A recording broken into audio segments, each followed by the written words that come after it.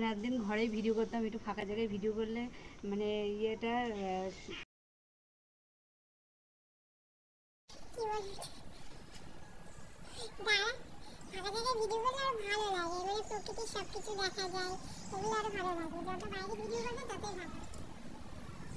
জানো তো, আমাদের প্রত্যেকটা মেয়েদের চোখে রঙের স্বপ্ন থাকে, আর মনের আশা সে তো শেষই নেই।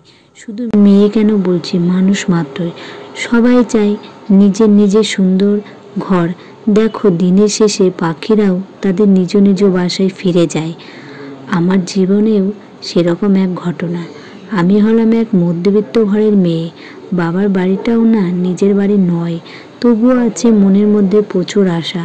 আমি কখনো ভাবিনি, জানো তো, এরকম এক সুন্দর মনের মানুষ অবশেষে আমার জীবনে এসে জীবনটাকে সুন্দর করে গুছিয়ে দেবে, আমার সব স্বপ্নগুলো পূরণ করবে। আমার সব স্বপ্নগুলোর মধ্যে এই একটা স্বপ্ন যে আমার মনের মতো বাড়ি হয়েছে। এটা আমার শ্বশুর বাড়ি বললে ভুল হবে, এটা আমার কাছে স্বর্গ, ভগবানের মন্দিরের সমান। ভগবান চেয়েছেন বলেই স্বর্গ সমান মন্দিরে আমি মানুষরূপী দেবতাদের সাথে আছি। আমার ভাগ্য তো আমার ভগবানের কাছে, তিনি চেয়েছেন বলেই আজ আমি এই জায়গায়। তিনি আমার ভাগ্যটাকে লিখেছেন। আমার ভবিষ্যতে কি হবে, আমার বর্তমানে কি হবে, আর অতীতে কি হয়েছে সেটা তো ভগবানই জানে। কথায় আছে না, যার শেষ ভালো তার সব ভালো। যাই হোক, এটা এখন আমার বাড়ি। আমার বর আমাকে এই বাড়িটা গিফট করেছে। এখন এই বাড়িতে আমি আসার পর বাড়িটাকে সুন্দর করে মনের মতো করে আমি সাজিয়ে গুছিয়ে তুলব, কারণ নিজের বাড়ি বলে কথা।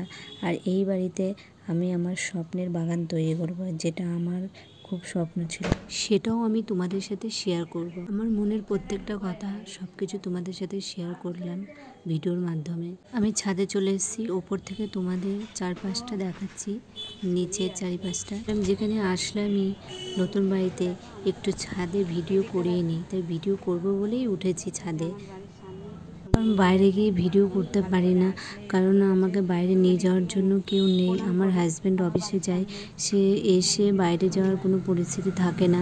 তবু আমি চেষ্টা করব বাইরে গিয়ে একটু ভিডিও করার, কারণ বাইরে ভিডিও করলে মানে ব্যাকগ্রাউন্ডটা খুব সুন্দর আসে, বাইরের প্রকৃতির একটা আলাদাই সুন্দর দৃশ্য।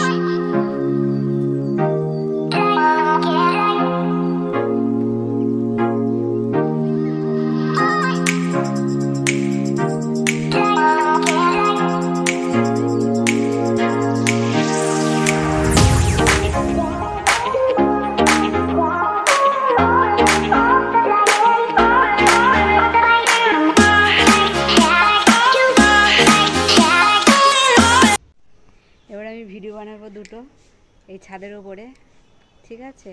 পরে আমার ঘরটা যখন পুরো কমপ্লিট হয়ে যাবে তখন তোমাদের সাথে শেয়ার করব। বাই।